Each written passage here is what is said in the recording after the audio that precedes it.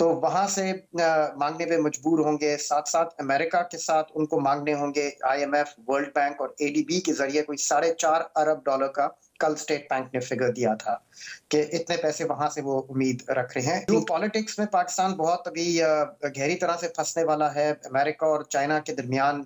ने 20,000 अरब के कर्जे लेके इस मुल्क को मकरूज तर्क कर दिया, जिससे मईशत नहीं संभाली गई। जय हिंद दोस्तों, आपके अपने YouTube चैनल पाकी मीडिया ऑन इंडिया में आपका स्वागत है। दोस्तों, एक एटमी पावर मुल्क जिसकी इंटेलिजेंस एजेंसी दुनिया में नंबर 1, आर्मी का तो जवाब नहीं, आज वह मुल्क पाकिस्तान भुखमरी की कगार पर है। दुनिया जहां से कर्जा लेने वाला पाकिस्तान अब कर्ज माफ़ी के लिए दर दर भटक रहा है।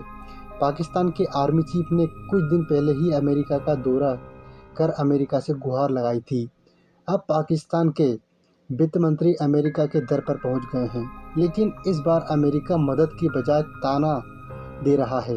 जाओ पहले चाइना से पैसे माफ़ करवाओ, उसके बाद हमारे पास आना है। दूसरी ओर इमरान हकीकी आज़ादी की बात कर रहा है। पाकिस्तान आज भी आज़ादी ही तलाश कर रहा है। वीडियो को कृपया पूरा जरूर देखें। और इसी खदशे का इजहार गुज़िश्ता रोज वज़ीर आज़म शहबाज शरीफ ने भी किया, मगर मसले का हल नहीं बताया। गैस तो हमारी जो बसात से बाहर है, इतनी महंगी हो चुकी गैस कि उसको हम बहुत कोशिश कर रहे हैं, लेकिन अभी तक गैस का इंतज़ाम ना हो सका। लेकिन तेल और तेल की मसनूआत और गैस के $24 अरब। एलएनजी अदम दस्तयाबी का असर दूसरे चैलेंजेस यानी कि मुल्क में खाद की प्रोडक्शन और गंदम की काश्त पर बराह रास्त होगा, और इजनास का बहरान पहले ही फैसला साजों को हॉन्ट कर रहा है। फॉरेन पॉलिसी मैगजीन के मुताबिक पाकिस्तान की 65% अहम तरीन फसलें, जिनमें 70% चावल शामिल है, मुकम्मल तौर पर सैलाब में बह चुकी हैं, जबकि वजीर मनसूबाबंदी का यह मानना है कि 45% ज़रई ज़मीन भी बह चुकी है, जिसके बाद किसानों में तशवीश पाई जा रही है कि दीगर फसलों से हटकर वो गंदम भी काश्त नहीं कर सकेंगे, और यूं मुल्क में 2 वक्त की रोटी मिलना मुश्किल हो सकती है। इस वक्त मुल्क में रब्बी का सीजन है, मगर खाद नहीं मिल रही। डार साहब भी बाहर गए हुए हैं, हमारी एक्सटर्नल वल्नरेबिलिटीज़ भी हैं। अमेरिका है एक तरफ, चाइना है एक तरफ, रशिया है एक तरफ, और उसके बाद हमारी सूरत हाल है। Sir, what kind of situation do you see us in right now? Pakistan के जो क्रेडिटर्स हैं उनकी तरफ से जो रिपोर्ट्स निकल रही हैं वो कह रहे हैं $6 अरब का गैप उनको नजर आ रहा है। इस वजह से ही लग रहा है कि डार साहब जो है वो बात कर रहे हैं बायलैटरल डेट रिलीफ की मांगने की। और अब वो ज्यादातर बायलैटरल डेट जो है पाकिस्तान की वो चाइना के साथ है। जो हमारी 1/3 जो एक्सटर्नल डेट है, जो बैरूनी कर्जे पाकिस्तान ने लिए हुए हैं, उनमें से कोई 1/3 हिस्सा जो है वो चाइना से है, कोई $33 बिलियन, अगर आप उनके डिपॉजिट्स जो यहाँ रखे हुए हैं उनको भी इंक्लूड करें। तो वहां से मांगने पे मजबूर होंगे। साथ साथ अमेरिका के साथ उनको मांगने होंगे। आईएमएफ, वर्ल्ड बैंक और एडीबी के जरिए कोई $4.5 अरब का कल स्टेट बैंक ने फिगर दिया था कि इतने पैसे वहां से वो उम्मीद रख रहे हैं, including $1 billion from the UN flood appeal के थ्रू जो आएंगे। तो आई थिंक जियो पॉलिटिक्स में पाकिस्तान बहुत अभी गहरी तरह से फंसने वाला है। अमेरिका और चाइना के दरमियान ताल्लुकात कोई इतने अच्छे हैं नहीं। यूएन में एक वोट आ रहा है जहां पे लाजिम पाकिस्तान से कहा जाएगा कि आप रशिया के खिलाफ उसमें वोट डालें।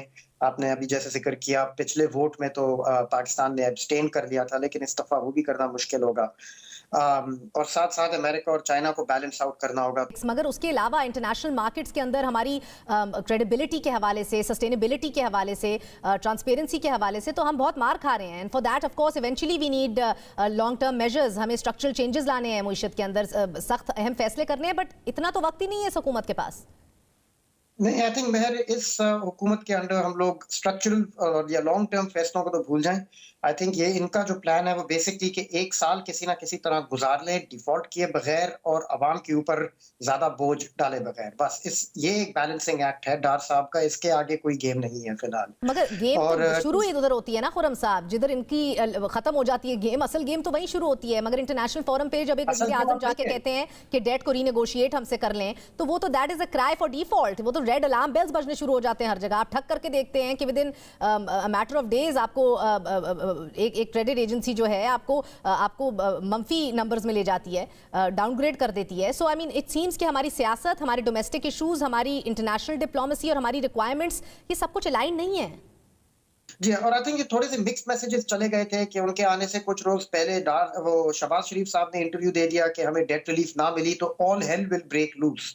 तो ये वाला जो फ्रेज था, ये फॉरेन क्रेडिटर्स ने फौरन पिकअप किया था और हर तरफ से स्टेट बैंक को कॉल्स आनी शुरू हो गई थी कि भाई ये क्या कह रहे हैं आपके वजीर आजम साहब, आप तो हमें अभी रीअश्योर कर रहे थे कि सारे आपकी फाइनेंसिंग रिक्वायरमेंट्स मीट हो चुकी हैं। अब आप सिर्फ जिद अना के ऊपर अपना जो है वो ये मार्च कर रहे हैं, और हकीकी आज़ादी की जब आप बात करते हैं तो हंसी आती है कि जिस बंदे ने 20,000 अरब के कर्जे लेके इस मुल्क को मकरूज तर्क कर दिया, जिससे मईशत नहीं संभाली गई, और जो जिसने कोई ऐसा कारनामा नहीं किया कि जिसके अंदर कहें कि उसने हकीकी आज़ादी की। हकीकी आज़ादी इकोनॉमिक बेटरमेंट से आती है, जो हमने 2013 से 18 में की, जब हमने इस मुल्क के अंदर रोशनियां जो हैं वो बहाल की, जो अंधेरे थे उनको दूर किया, और जिस तरीके से न्यूक्लियर धमाके करके हमने एब्सोल्युटली नॉट कहा, सर वो तो और आप इस मुल्क को जो है $20 अरब का नेशनल सिक्योरिटी प्रोवाइड डेफिसिट छोड़ के गए थे।